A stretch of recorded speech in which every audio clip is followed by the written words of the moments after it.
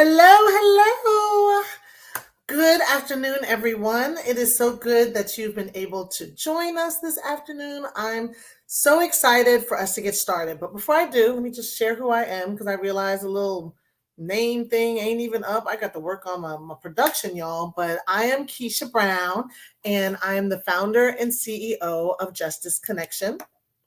There we go. A little light always helps. I'm the founder and CEO of Justice Connection, and we are the premier Black lawyer referral and legal resource platform in the country, right? So right now we're operational in Washington, D.C., Maryland, and Virginia, and looking to expand to the Atlanta Metro, Chicago Metro, South Florida, and the New York, New Jersey, Pennsylvania tri-state region, right? And then Dallas-Fort Worth. So that's where our next sites are on. And you can imagine why, right? Because Black people there, Black lawyers there, Black people there. So that's where we want to be. We want to be where your people are, right? So I want everyone in the chat to just give yourself a shout out. Who is in the room so we can see who's present for this afternoon's discussion. And so I can give some shout outs and say hello and know my people are out there in the world looking. But this afternoon, we have the distinct pleasure, right, of being able to have a conversation and listen in with Miss Barbara Arnwine.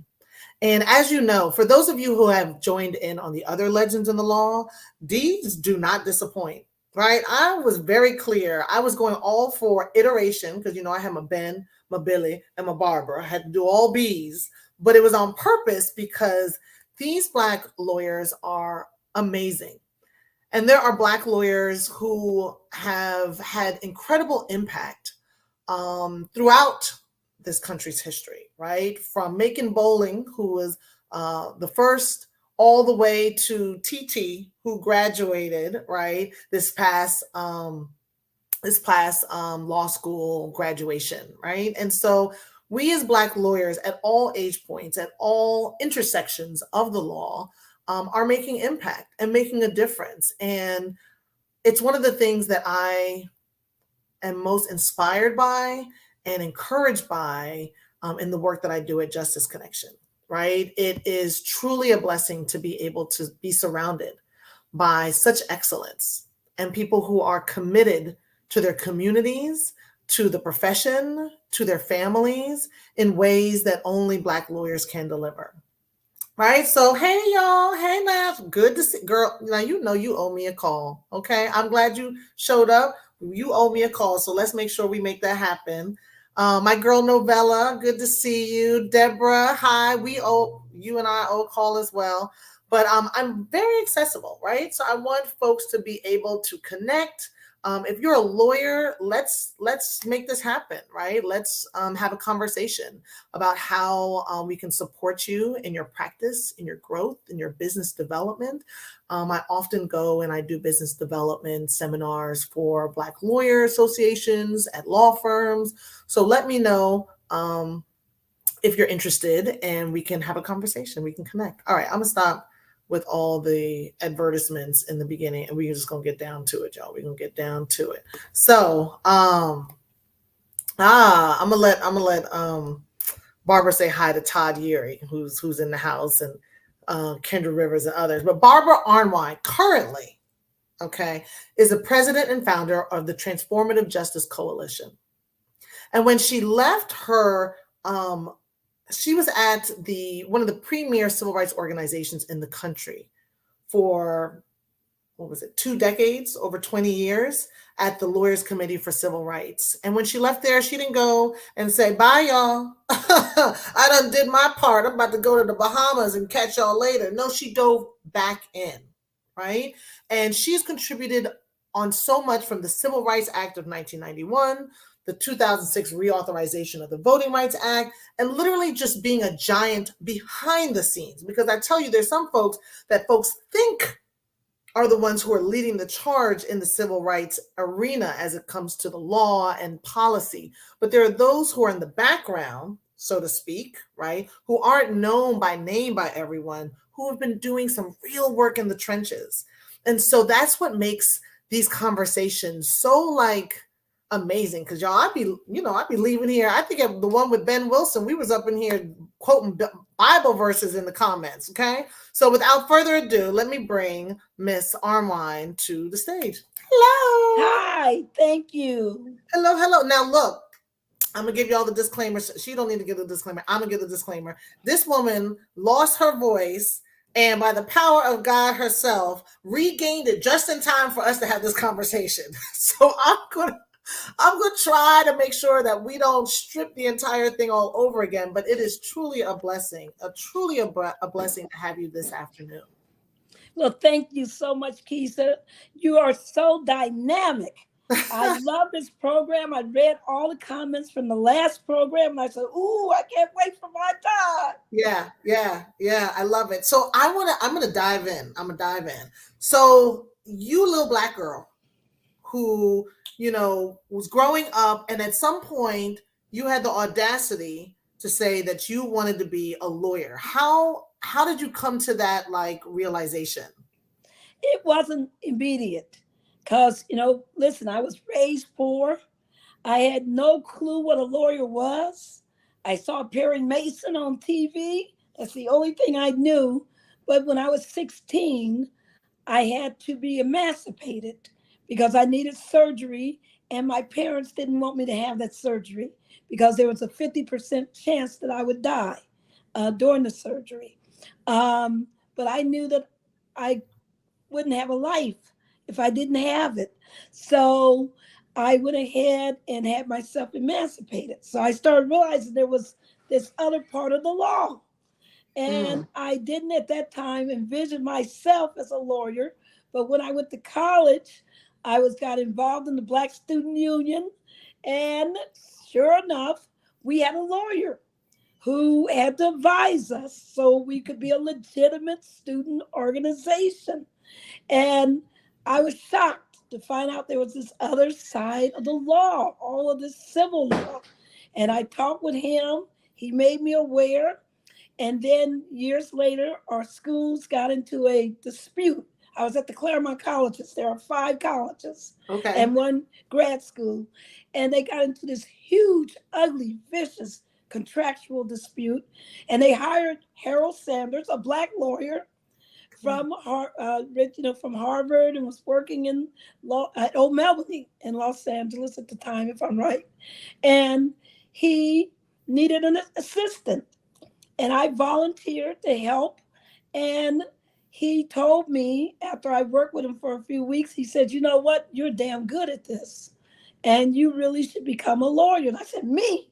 He said, "Yes." Now, mind you, everybody, I had taken my GREs. I had applied to Brown, been accepted, all of this good stuff. Yeah. I was set to become a professor of history, American history Okay. and literature. And all of a sudden, life changes. And he says this to me, and I said, "Okay, what do I have to do to become a lawyer?" And he said, "Well, you got to take this thing called an LSAT. It's coming up soon. You better Yeah. check." I ran to the um, placement office, and believe it or not, Keisha, that was the last day to apply to take the LSAT in time for applications for the next semester. So I, knowing nothing, signed up to take the LSAT. Showed up, didn't know anything about no prep course, nothing about anybody's prep books, had no clue. I just showed up and I looked around the room. There were 300 people, and there might have been 5 women. There might have been 1 other black person. It was ugly. And I said, "Ooh, what am I doing?" But I took the exam, and the rest is history. After some struggle, I ended up in law school, and not. Of course, there were all these people telling me, "You're not law school material." My dean at Scripps refused to sign my papers for law school. And yes, because she said I was not law school material. She Mm, said I was way too aggressive, way too whatever else she thought I was. And that's because, I was an active black advocate. Um, But fortunately for me, I knew she was wrong because I had Mm, read enough by then. And I was able to talk to the president of the school, who enlisted the prior dean, who had been there for most of my time, for 3 of my years. And she said, of course, I'll write her a recommendation. What's this about? And to that president's credit, he's gone now, Mark Curtis. He called the dean who had said she wouldn't write, and he said, just send me all of her files. You are not to do anything with her in the future.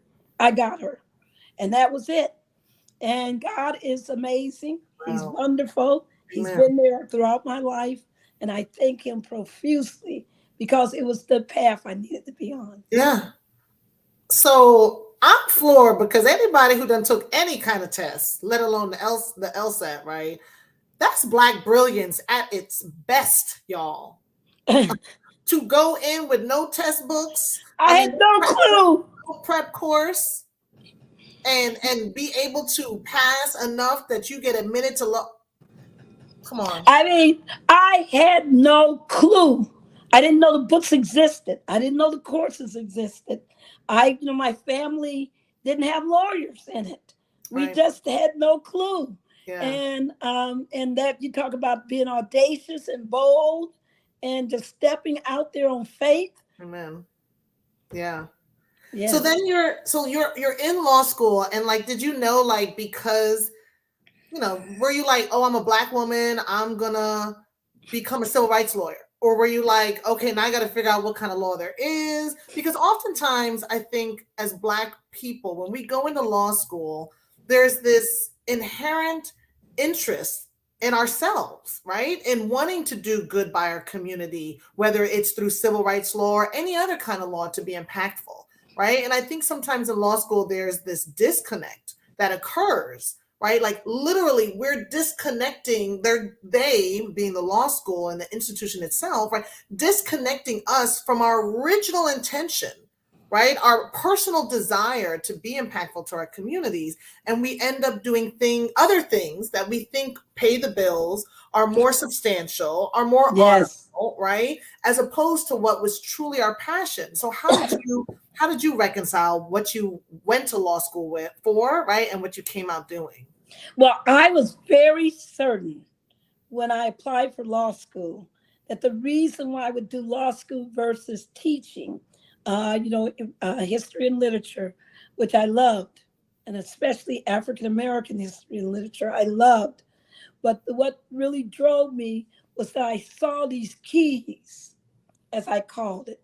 The law Okay. I saw as a magnificent key that opened up doors.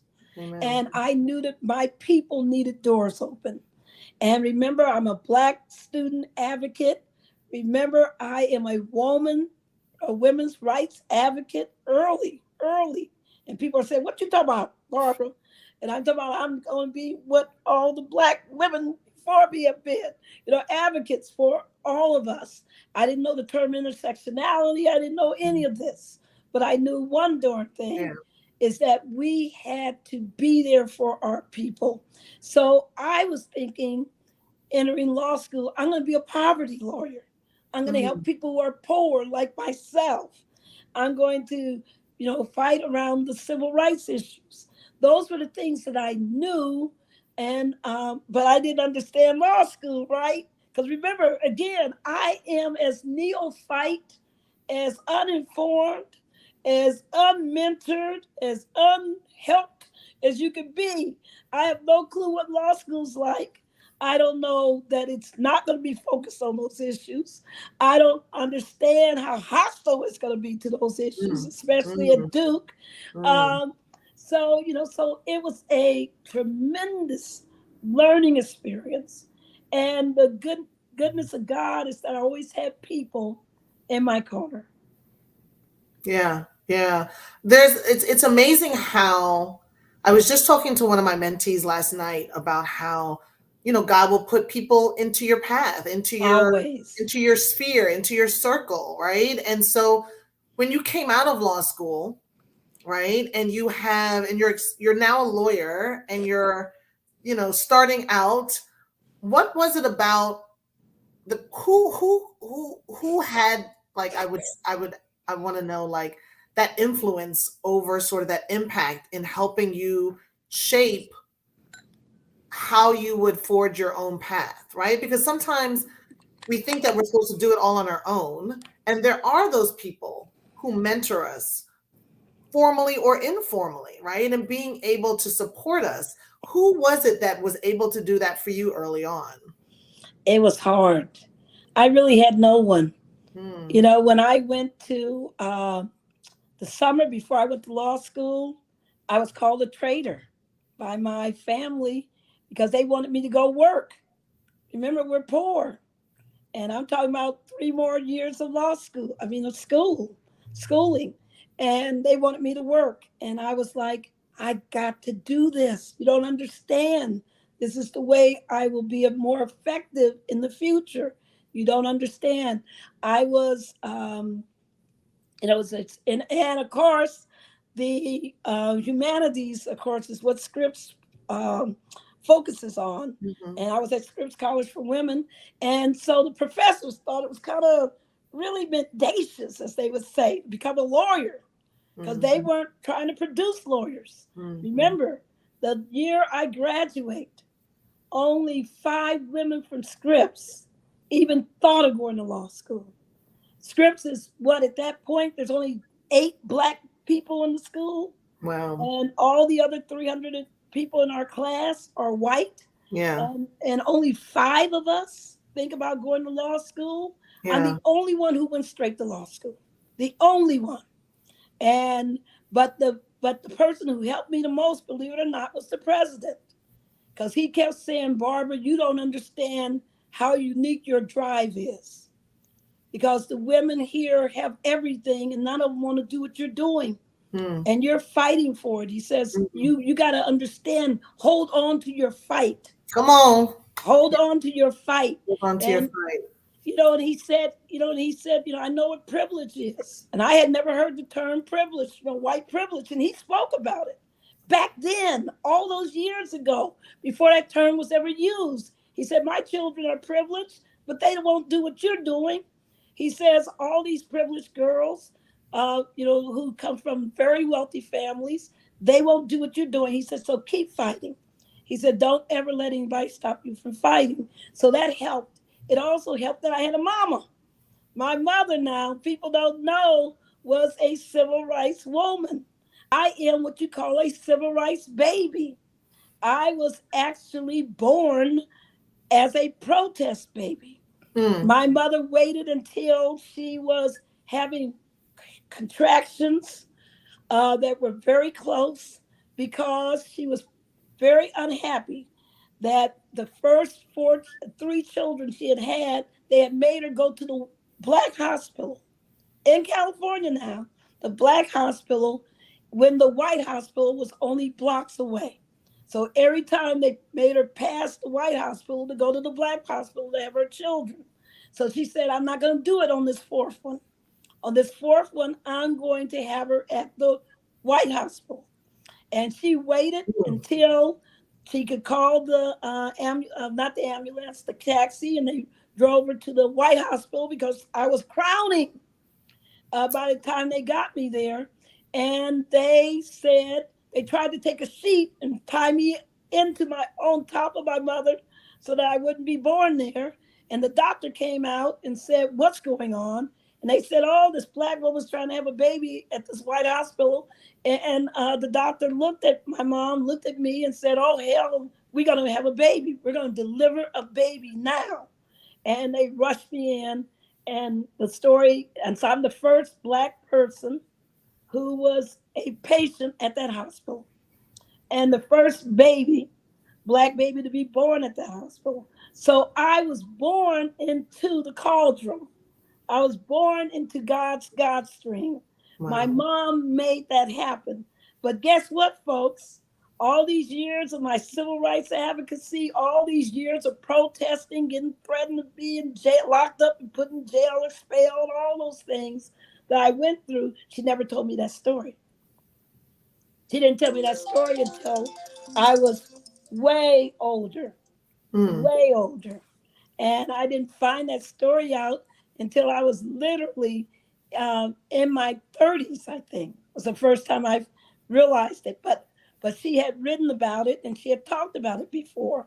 And she was a amazing person. So she gave me, and then there was just, so much, remember I'm studying American Black, Black studies, and I am aware of Harriet Tubman, Sojourner Truth, all these amazing people, Frederick Douglass, all of these amazing people. And early on, I just took them into my heart and said, ooh, that's who I want to be. That's the spirit that I want manifest in my life.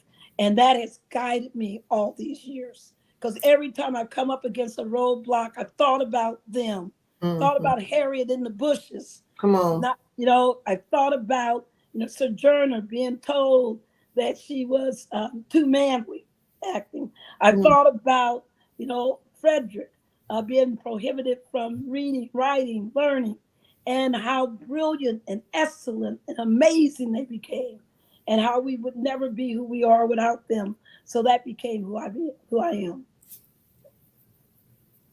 Let me tell you, it took everything in me not to jump out of my chair and do a lap, because when you telling the story of your mama, isn't that amazing?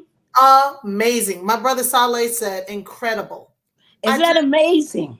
I mean, Very, think about her. She's uncolleged.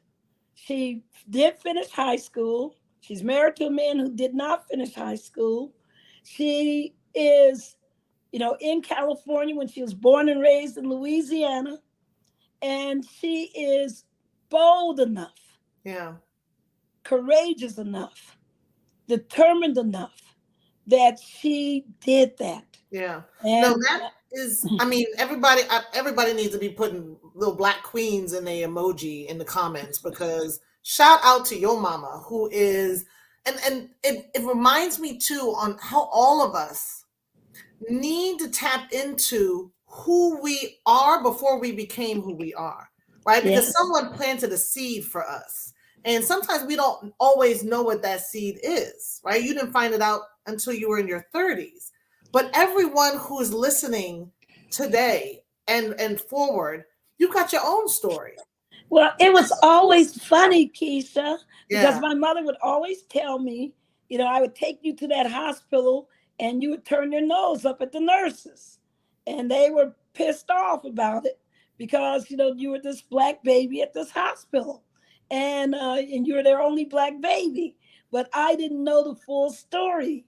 And so so she thought I was a little bit, quote, uppity, early in life. Yeah. But I was just her, right? That's And she just passed. I just lost amen. my mother. It'll be 2 weeks today that I Wow. lost my mother. Wow. And so, it's something, to pay tribute to her, because Yes. she really was an amazing, incredible woman. Raised 12 children, poor, but she gave us Everything. everything, Wow. everything.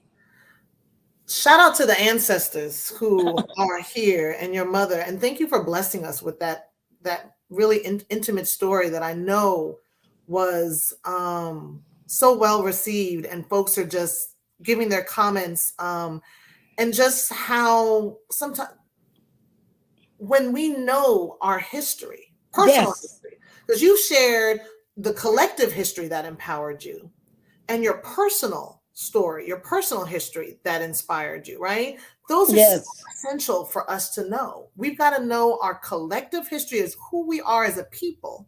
And we also need to know our personal familial history, right? Because I was telling my godson, he's in college, and they're just sort of a little bit laid back, and I don't know what I'm going to do, and I don't have any internships. And I said, boy, your grandmother came from the countryside of Jamaica to clean white folks' homes, and tell to me about it. take care of their children, That's what my and do mom so did. her children could have a better life. And so she was able to do so much with seemingly so little, that we have to know those stories, right? We have to have that understanding of the experiences, right, of our ancestors in order to know what we stand on.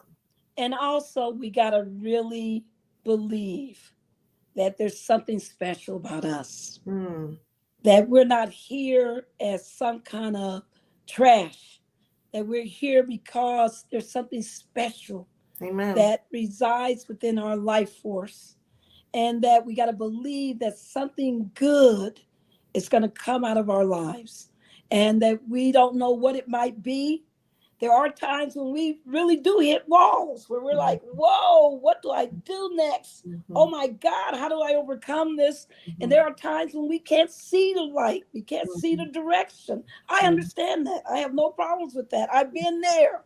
Let mhm, me assure you. mhm. But the beauty of life is that every time I said, I'm here for a reason, I'm not some forgotten object. I'm not just here. I'm not here to play the game of trying to be what everybody else is. There's something about me, something about my life, something that I can hold on to, that I have the faith and the conviction that good will come in every part of my life. Amen. And that's so important. And you just tell them when they say to you they don't know what they're going to do, speak, speak, speak life to them. Speak affirmation to them. Tell them that's all right, baby. You're going to be okay because good things are going to come for you. It's okay if you're not sure. You don't have to be sure. Life is unsure. Moses was unsure. Hmm. There is no story of anybody who just said, I know I'm all right. Abraham was unsure. The reality of life is that we don't know what our particulars are, but we do know who we are and whose we are. Come And on. as long as we know that, everything in life will work out. Amen. Let the choir and everybody in there say amen. Okay? I know that's right. Speak life, right? Alicia, speak life. No, so And true. encouragement and And encouragement. affirmation and love over Mhm. our youth. Yeah. I really get angry at how people demean our youth.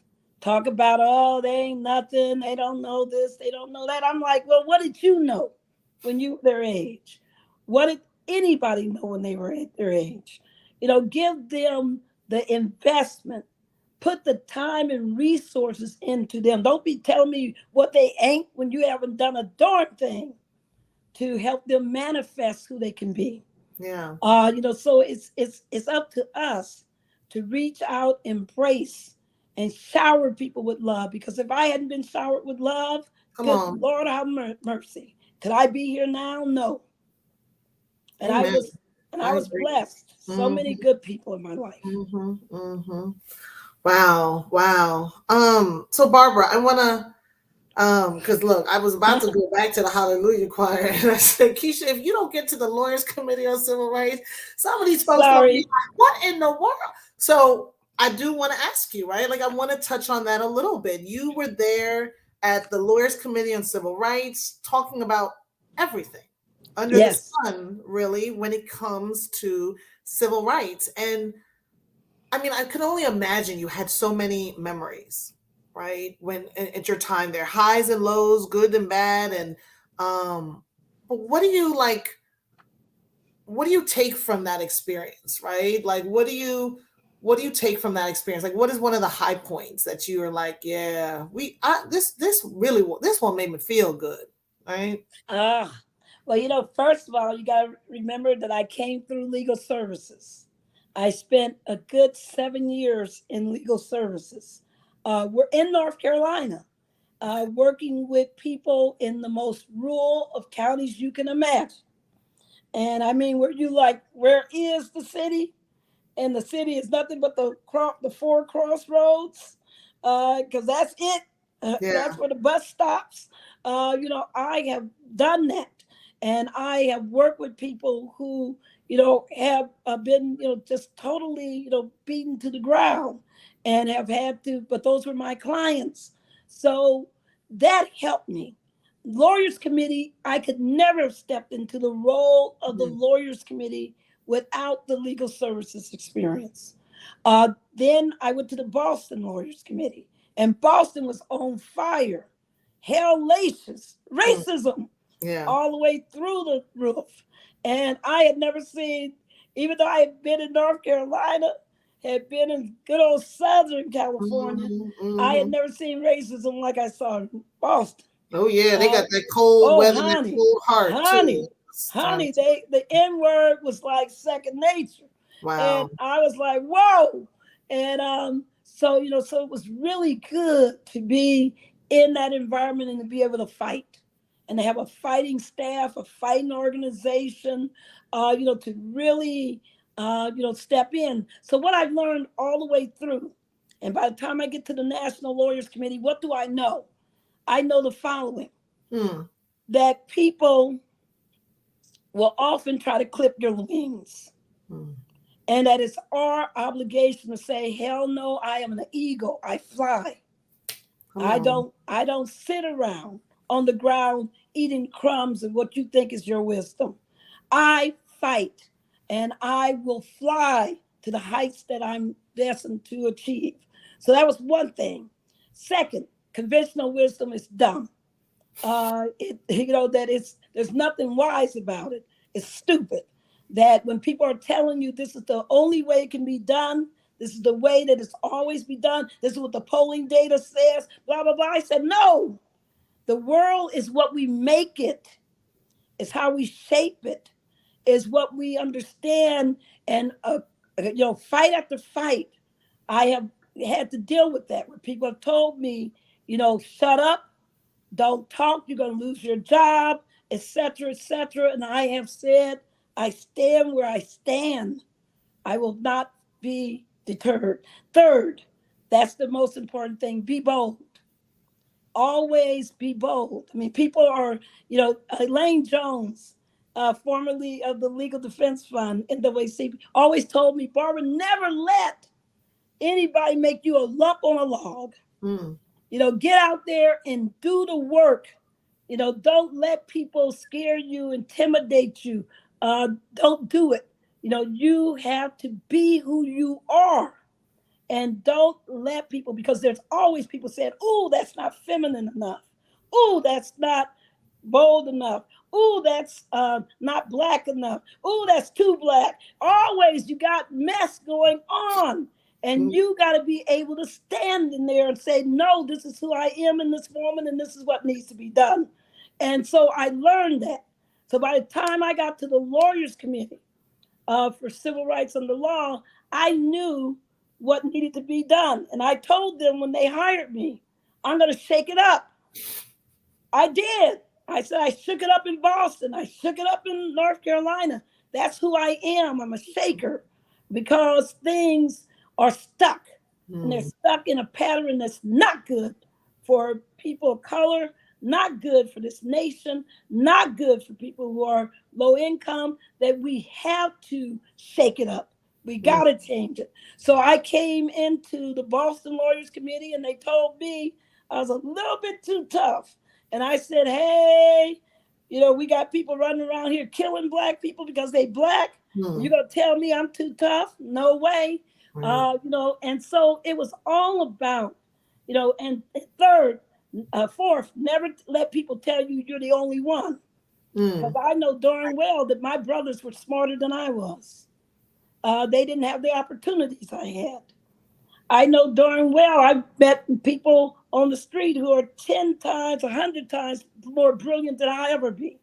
But they don't have the same opportunities. They were beat down differently, Hmm. and they weren't able to rise up. Because sometimes the most important lesson in life is that when you're beat down, you got to learn how to stand up again. You got to learn how to do it. Yeah. And because that will happen. But some people, they don't get those opportunities. So it was good to be able to put some arms under people and help Hmm. them stand back up and let them do what they do well. And so one of the things I've learned is that if you're the only black person that's sitting in that room, there's a problem. Come on. Your role in that room is to make sure that by the time you leave it, that there's lots of black folks sitting there. So when I went into the Women's Bar Association, they had me as one of their board members. I walked into that room. I was the only black woman. I said, "Oh hell to the no!" I said, "There's got to be." They asked me, "What do you think?" I said, "Listen, I think that there needs to be more black women. Right. I think there needs to be more Latinos. I think there needs to be Latinas. And there needs to be more, women who are Asian. There needs to be more women who have disabilities. There's something wrong with this room. And if we're not able to do that, then how do we do anything? I mean, we're advocates. Advocates mean that you have to really sometimes think about, Thurgood hiding in the trunk of a car Mm. so that he could go and meet his clients. You got to think about Constance Baker Motley, 40 years on the court when she should have been on the appellate court, should have been on the Supreme Court. You got to think about these people and about how they found the courage to move forward. So I always, so those are, 4 real hard lessons, and I paid for that. Mm. There have been people who have, I've had to deal with consequences of being who I am, but I'm like, you know what? There are consequences, but guess what? Keisha, there are blessings. So you asked me, what do I love? I love when I took on the Boston Housing Authority case, which was very controversial in Boston.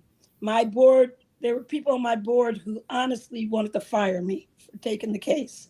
And I took the case. And guess what, everybody? Not only did we win the case, it's taught in law school now. It's one of the big cases that are taught in law school. That's my case. And, I love the clients when I see them and they tell me I am now a homeowner. We took the case in Virginia when I came to the National, where they had built a Black housing development project over what they knew was a toxic landfill. And Black people were having all kind of cancers, babies being born with all kind of deformities. I mean, miscarriages, all kinds of issues. And they knew it. And they fought us teeth and nail on that case. And one old brother went and sat in a warehouse. They were so vicious. When we did discovery, they gave us a warehouse. People, imagine a big old warehouse full of papers. Right. Papers. They wouldn't even separate them by years, nothing, just vicious stuff. That brother went through that trove and he worked on it. And guess what he found? He found the original papers where they had a meeting of the city council in which they were told about this being a toxic landfill. They were told about the possibility of cancers. And guess what they said in the papers? So what? They're only Negroes. We did that case. I will always be proud of that case because out of that case, people became homeowners. They were able to move out of that killer situation, that deadly situation, and become amazing homeowners. So did they get Because paid? Because I feel like that's advocacy. a smoking gun of all smoking guns up in there. I mean, but it took him sitting there literally sweating. He told me he had to, get down to almost to his shorts because it was so hot and it was such a vicious. But he came out of there with so many good papers. We won that case. They settled it. They knew they couldn't win it in court.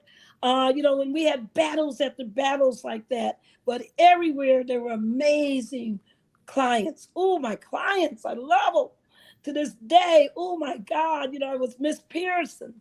Oh my God, Miss Pearson, who was our client in that case. She was called the mother of civil rights for Virginia. Okay. And just an amazing woman, unknown, unsung, but amazing. And God blessed me to sit in room after room, time after time. Oh my God, to just touch her, to just know her. So those are when you ask me why, I do this work. I mean, that's just two, right? I can go and tell you about Lisa Those are Hunt. some big ones. Those are some big ones. I Oh, mean, I love it. And so it's been that kind of work that has, we created the Environmental Justice Project at the Lawyers Committee. People said that ain't civil rights. I said, oh, yes, it is. mhm, When we recontoured the work and started focusing on housing, people said, oh, that's not where you should be. It should all be employment. I said, yes, employment is important. That's what I've done most of my life. I said, but voting rights, environmental justice, housing, we got to be on all the fronts because the battle is a multi-front battle. yeah, It's yeah, not a one station battle. yeah. And that's why, I use the term civil rights, but you notice in most of my writings, I talk about racial justice Mm, because it's extremely broad. Because if mhm, you're not talking about the economic aspects, if you're not talking about breaking down the dismantling the systemic barriers, the structural barriers of racism, then you're missing everything. right. You're just missing it. And I think it's so important for us to do this work. Yeah.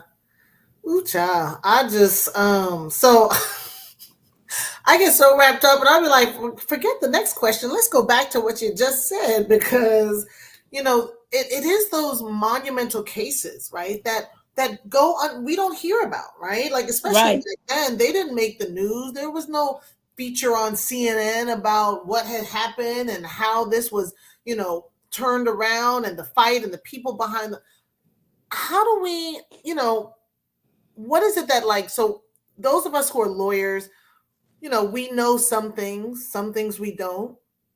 Those folks who are not lawyers, but who are interested, I was talking to a woman yesterday, and I had a lot of conversations yesterday, but I was talking to a woman yesterday. I'm not going to say our relation because that might give it away, but like, it was clear to me that she didn't have an understanding of the institutional racism that affected her life, society, how things, she had someone, she was looking to hire someone, and the person had called Obama a monkey. Oh, And she Lord said, Jesus. well, he didn't say everybody was a monkey, just Obama. And maybe does if you say racist things, does that make you a racist? And it was just this whole interesting dynamic that Barbara, I felt like there's so much work to be done still, right? Just because you done got some schooling and, you know what Juneteenth is now, right? Doesn't mean that you truly understand the work that's been done and the work that still needs to be done. How do we bridge that? How do we get to a place where we're more alert, more woke, more whatever, but actually um aware and knowledgeable about what really is going on. Well, there are people who I call semi conscious, like when somebody's been in a bad accident and you're trying to arouse them and they have a semi consciousness. They're Hmm. kind of there, but they're not. You have people who are fully conscious and you have people who are unconscious. And that's the reality of our people. But remember, that's not by accident. She doesn't exist as a vacuum. She is part of what the system wants. They want these people who are cracked in their ability to understand structural racism. They want people who only see individual racism, who only see institutional racism, but don't understand how it's all part of the DNA of this society. And we got to understand that in American society, racial denial is number one. Hmm. Racial denial permeates every darn thing. And when I say racial denial, I mean denying the role of race Hmm. in policy and actions and deliberations and attitudes and thought and what we value, all of these things. This is so important for people to understand Yeah. that these people don't exist in a vacuum. They are what this society needs. They need Black people who are confused. They need folks who will stand up and say, nah, that ain't racism. They need people to be sold on the denial. Remember that the U.S. Constitution, read it right now and find me the word slavery. Read it right now. 3/5 of a person, but nothing about slaves. Find it right now. 1808. We're going to stop the slave trade. Find me the word slave trade. It's not in there. It talks about the importation, right, of people. This kind of racial denial is deep, deep, deep in our society. And I think that we have to be conscious enough to understand that that's part of the battle that we fight. Because we got this in what we call it enhanced First Amendment versus other countries, we're allowed to get away with allowing people to engage in racial denial, Holocaust denial, just lies, straight up lies. And then we say, oh, we don't understand the Trump. What, really? Really? Because the whole society is built on that process. The people who told Black folks for what, 200 years, that they were lying about Thomas Jefferson having, Black children, Black offspring. Come I mean, on. all those people denied that and said that that was, besmirching his identity. All of these things, we have to be strong enough to be a J.A. Rogers, strong enough to say, this is the truth, and one day you'll see the truth. I was in the Louvre in Paris about a month ago, and they were having, quote, an exhibit about the Black pharaohs of Egypt, something I had read about from J.A. Rogers, way when he wrote it many, many years ago, and somebody was lucky enough to give me that book. I was so blessed, and to read about this. And here they are acting like, oh, these are new discoveries. And I'm like, use a lie. Right. You've had this material for centuries Right. in your basement. And now you're trying to act like you, quote, discovered something. You discovered nothing. But you're admitting to stuff because you don't want to admit to all that you've stolen, admit to the cultures you destroyed. So it's so important to read. People, I read. Yes. I read. Yes. I study. I never think I know enough. I sit at the foot of giants, at the feet of giants, and listen to them. And I am just grateful, Keisha, that that we're where we are, and that you got this kind of show where you can bring the word to people. Yeah, I'm so honored, right, to have you be a part of this. This Legends in the Law series was born out of the work that I do at Justice Connection, and being the only Black lawyer referral and legal resource platform. It's all about connecting people to amazing Black lawyers, right? We do it all. Yes. Mergers and acquisitions to landlord tenant, Yes. family law, business law, Yes. injury, car accident, whatever it is, we do it, right? And I was just about to get onto books that I'm reading now, but I'm gonna ask you this other question because I want to know, when we talk about sort of this exposure, right? Like I had Ben Wilson on, who's former chairman of Beverage and Diamond, and has won so many different. Oh yes, he's amazing. Awards. Amazing man. Billy Murphy out of Baltimore. Oh yes. He was the last one, and he broke it down as well. And having you on to close up the summer series, I don't know. I'm amazed by, I've learned so much in each one. I will say a running theme for all of you is this focus on love. Yes. Focus on, doing right by people, right? Showing up and doing the work and showing your love for your people. And I just, there's so many Black lawyers who are out there trying to find their way. Yes. Who are figuring out their path, who are building their own practices, who are trying to make impact. What do you think of the future of the Black lawyer? It's interesting. I teach law, right? I taught at Columbia, NCCU, and at UCLA. And one thing I know is that law school is destructive. It's amazing now that I can look back on it as a teacher. Yeah. And I'm peer to peer with other teachers, Yeah. I realized how horrible law school is and miseducating their students. Mm. I had a student who came to me after I did a lecture in a class and said, Miss Arnwine, I don't know why you just did that lecture because it's totally wrong. I said, oh, I said, and they said, I went to Professor X's classes and he told us the disparate impact theory doesn't exist anymore in the law. I said, sweetheart, that Right. person is very misinformed. Yeah. And it's a tragedy that he taught you that. I said, Hmm. here, go read X, go read Y, go look at Z. And they came back a whole, now it wasn't the one student, it was 12 of them. And they were like, wow, we didn't know. We had no idea we had been mistaught. And I said, well, it's a shame, but that is happening all the time. So that the fact that we come out of law school so confused is because we've been put through the ringers of something that is meant to uphold a system Come that has on. so many holes in it, Mm. and it's so incomplete and so wrong.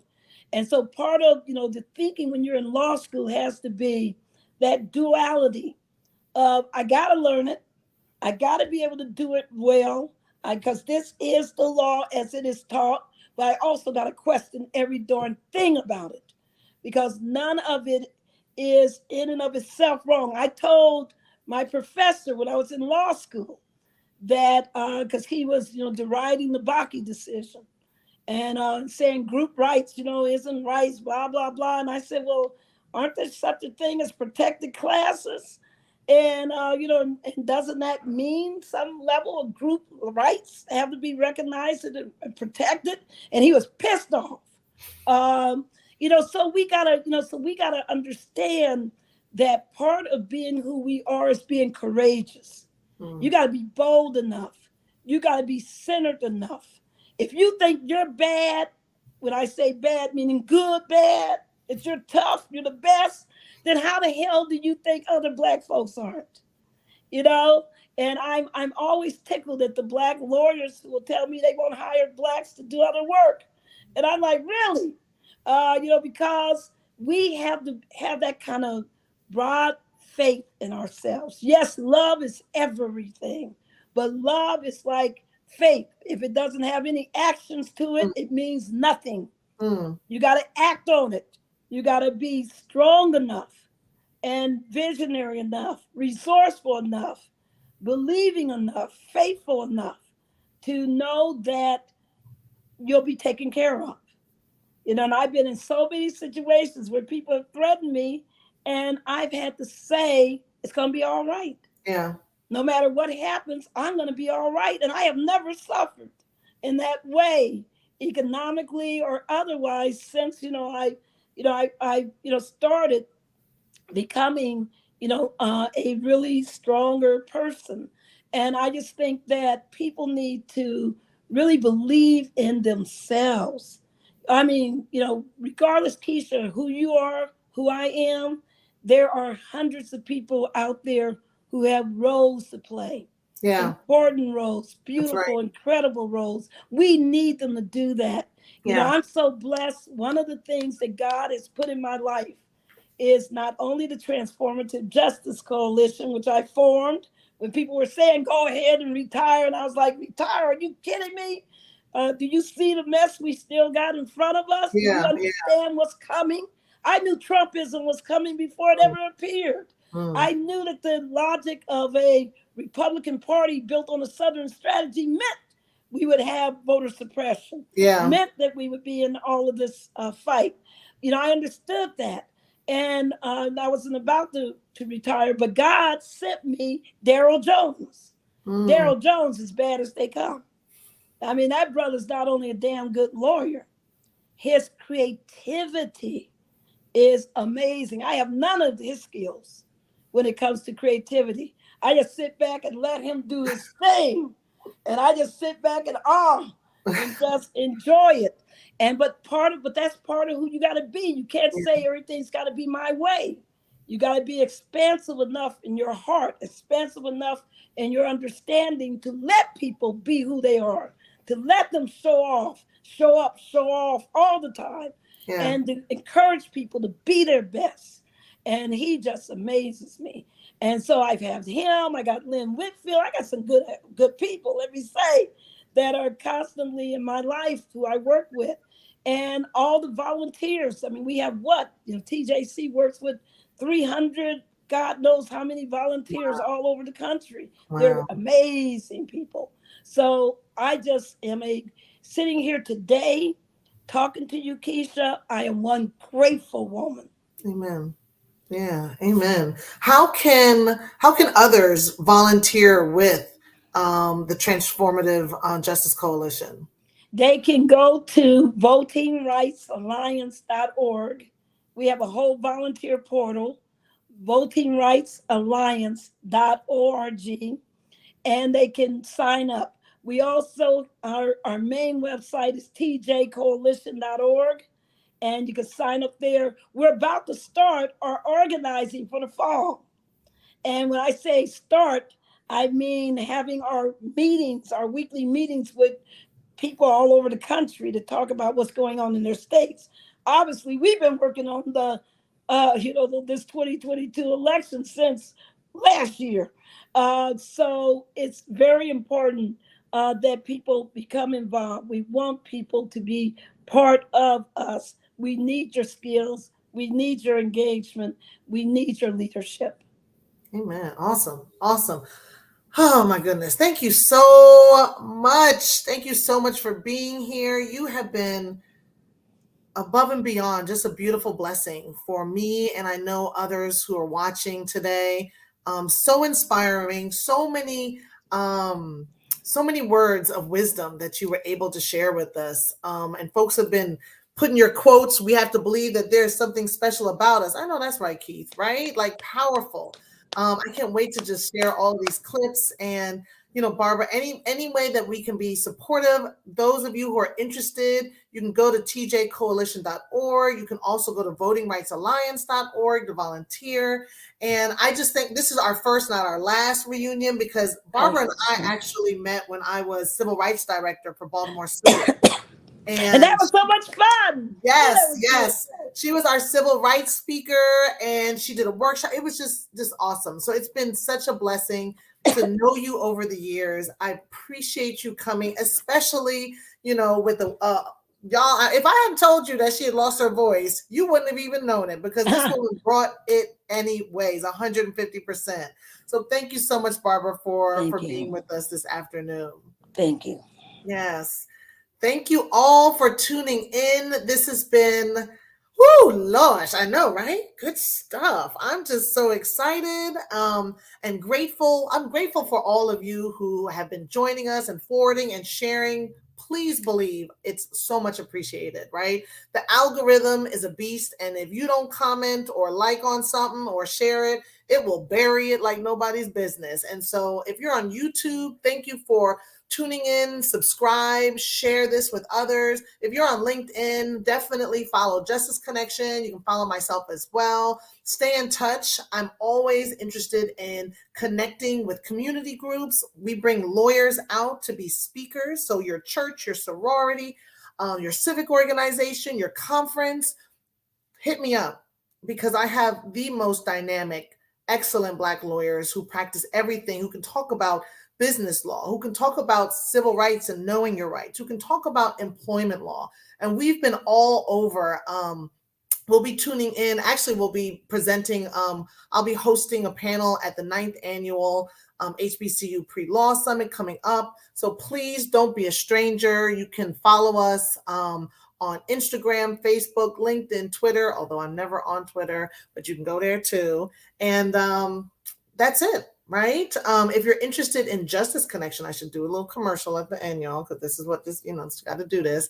But if you're interested and you're a lawyer in private practice and you're interested in having true support to help build up your practice, please reach out, right? Go to the website, check it out for yourself. And if you're interested, you can always reach out and schedule a one-on-one with me, and we can talk, see if Justice Connection is a good fit for you. But we are all about spotlighting Black lawyers, about supporting Black lawyers, first and foremost by sending you quality new clients, and then also providing that wraparound business development support that nobody else is doing. All right. So this is just the beginning, y'all. We are growing, and it's because of you and your support. So I thank you so much. I wish everyone a wonderful afternoon. I hope you get some yummy, something yummy for lunch. I already know what I'm going to eat. Can't wait. And it's been good to see you. So take care, everyone. Thanks for tuning in.